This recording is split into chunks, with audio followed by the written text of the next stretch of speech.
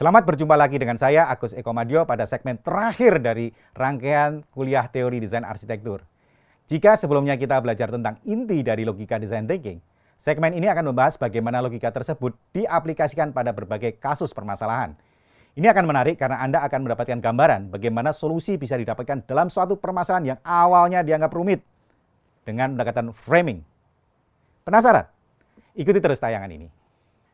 Pada tayangan sebelumnya telah dijelaskan bahwa inti dari penalaran design thinking adalah jika kita melihat situasi permasalahan dari sudut pandang dan mengadopsi prinsip-prinsip kerja yang terkait dengan situasi tersebut, maka kita akan menciptakan nilai-nilai untuk mencapai hasil yang diinginkan.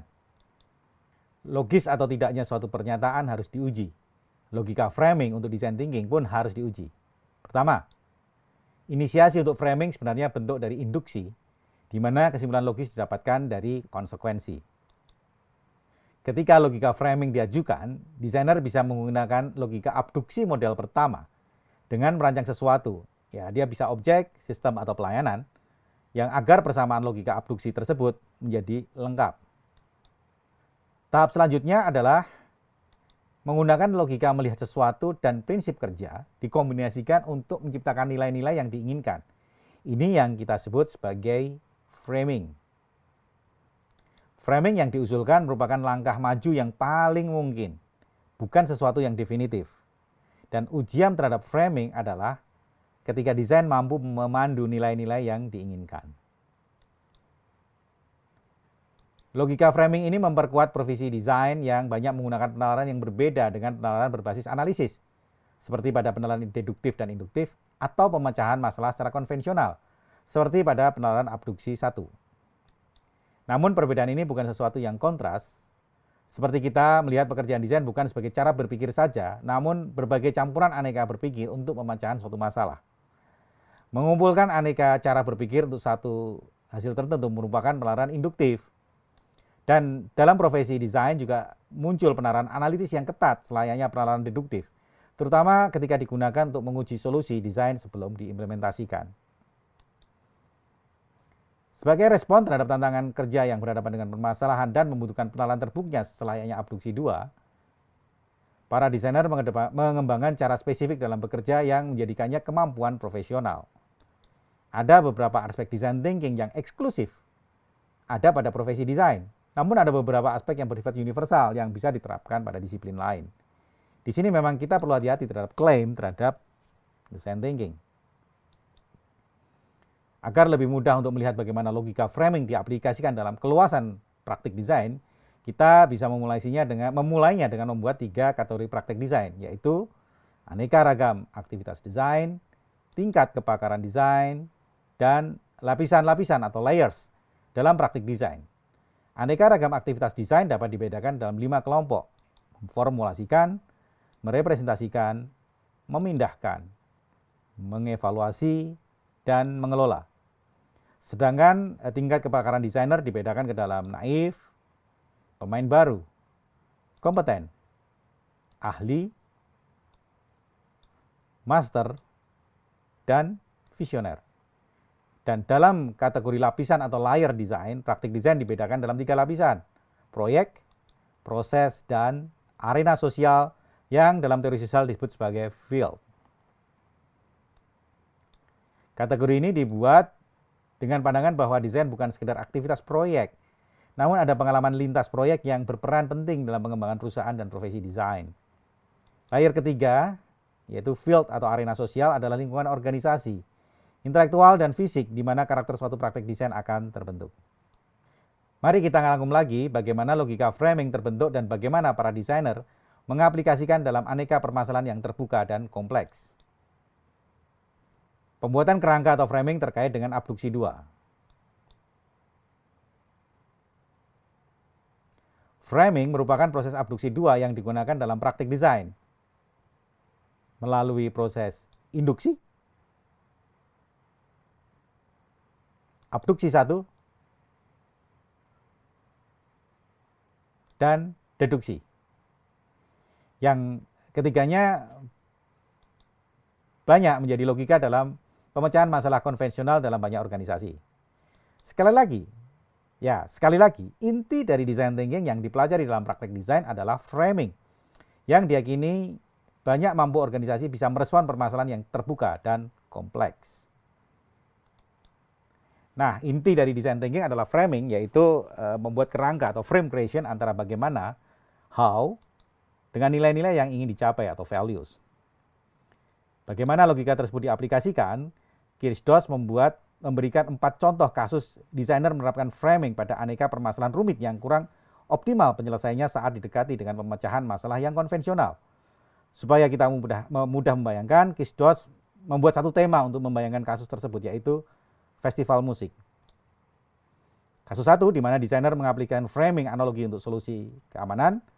Kasus 2, framing fallback position untuk solusi transportasi. Kasus 3, framing kenyamanan menunggu untuk solusi kerumunan. Dan kasus 4, framing penanda solusi keamanan dan penemuan jalan. Contoh kasus 1 ya, adalah bagaimana analogi digunakan sebagai frame untuk suatu solusi keamanan. Jadi ceritanya adalah pada sebuah kawasan hiburan metropolis ada permasalahan keamanan yang cukup berlangsung lama. Kawasan ini terdapat bar dan klub yang mampu menarik 3.000 orang anak muda setiap malam. Lalu muncul permasalahan mabuk-mabukan, pencurian, narkoba, kekerasan sporadis. Selama sekian tahun pemerintah setempat menggunakan strategi represif, termasuk meningkatkan kehadiran polisi dan penggunaan kamera pengawas atau CCTV. Klub menambah personel, ya, satuan pengaman. Strategi pengamanan represif ini mengakibatkan kesan suram pada area publik dan ini berlangsung dari hari ke hari. Dewan setempat melihat permasalahan ini dalam kerangka atau frame hukum dan peraturan atau law and order, sehingga solusi yang dimunculkan pun ada solusi law and order, hukum dan peraturan. Nah, para desainer mengambil pendekatan yang berbeda, ya, yang lebih luas, ya, dari sekedar law and order itu dengan melihat perilaku yang mereka yang suka melihat bersukaria di klub dan bar. Ya, ternyata ditemukan mereka adalah anak-anak muda yang dalam kegembiraan yang meluap-luap, ya, bukan pelaku kriminal, yang mengharapkan mendapat waktu yang membuat mereka lebih senang sebagai value yang ingin dicapai, sementara mereka bertambah bosan dan frustasi ketika malam semakin larut. Paradoks yang terjadi, mereka tidak mendapatkan pengalaman yang baik dan dalam waktu yang diharapkan, dan suasana diperburuk oleh penerapan ukuran keamanan dan pendekatan yang represif pada tempat tersebut. Kerangka atau framing bukan kriminal namun perilaku anak muda dan menawarkan analogi sebagaimana atau as if, ya, dalam mengorganisasi festival musik. Analogi ini mengantarkan pada what yang dilakukan jika if penyelenggaraan festival musik. Skenario baru adalah penyediaan kebutuhan pada tiap event dalam area hiburan ini dan tidak terlalu mencampuri ruang publik. Suasana pengamanan ketat ada di dalam event dan ruang publik bisa lebih terkesan terbuka, ramah, dan menyenangkan. Kemudian muncul 20 arahan desain yang dipicu oleh satu kerangka atau frame analogi penyelenggaraan festival musik. Kasus 2, framing fallback position untuk transportasi. Ya, ini ketika akan mengorganisasikan satu festival musik di satu area, muncul masalah kepulangan ratusan anak-anak muda setelah festival ini usai tengah malam. Mereka keluar acara lebih lambat dari jadwal dan dari jadwal kereta terakhir pada stasiun terdekat. Pada dini hari, taksi sulit didapatkan. Menunggu jadwal kereta paling pagi akan membuat anak-anak muda ini akan mengalami kebosanan, frustasi, agresivitas, dan berpotensi mengganggu ketertiban umum.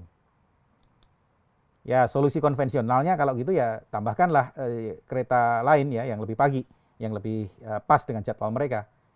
Namun para desainer menggunakan framing fallback position, mundur untuk melihat lebih luas, lebih jauh pada sumber permasalahan dan menemukan, ya, dia menemukan ada stasiun lain di mana kereta beroperasi sepanjang malam yang ternyata dapat ditempuh kurang dari 1 jam berjalan kaki. Jadi para desainer ini mengusulkan penanda temporer pada jalan yang membantu anak-anak muda ini menuju stasiun ini pada tengah malam.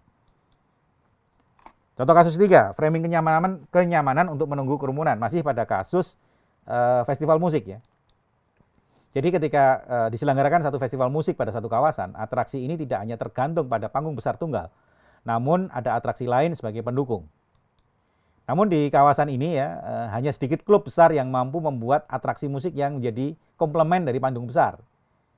Ya, sementara anak-anak muda yang mengunjungi panggung dan satu klub akan menemui antrian yang panjang saat menunggu antrian musik dari klub lain. Dan akhirnya mereka berkelana di sepanjang jalan tanpa berbuat apa-apa, yang nganggur ya. Itu, keleleran.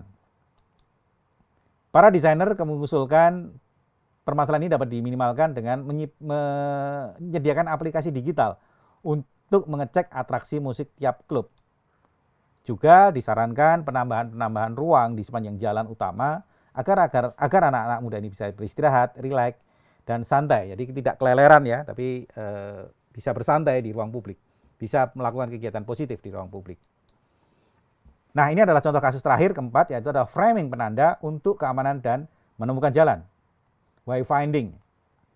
Ya, masih kasusnya adalah festival musik yang direncanakan. Ada staf yang berkeliling untuk membantu orang dan menjaga keamanan. Satpam muter-muter ya. Nah, setelah sekian tahun, klub selalu menambah petugas keamanan dan tukang pukul yang tentu saja citranya menakutkan bagi pengunjung. Agar pengunjung tidak merasakan suasana mencekam, maka desainer mengusulkan sistem yang lebih preventif, yaitu memberikan anak-anak muda kaos ya, yang berwarna terang yang mencolok di malam hari. Kaos terang ini akan membantu orang menemukan jalan terutama ketika di kegelapan setelah festival musik usai. Dan kaos terang ini juga membantu petugas mendekati anak-anak muda saat mereka butuh bantuan. Nah, akhirnya kita masuk ke kesimpulan ya. Hasil menjelajahi perkembangan design thinking, mempelajari logikanya dan melihat contoh-contoh kasus bagaimana logika ini diterapkan. Silahkan Anda baca di kesimpulan ini.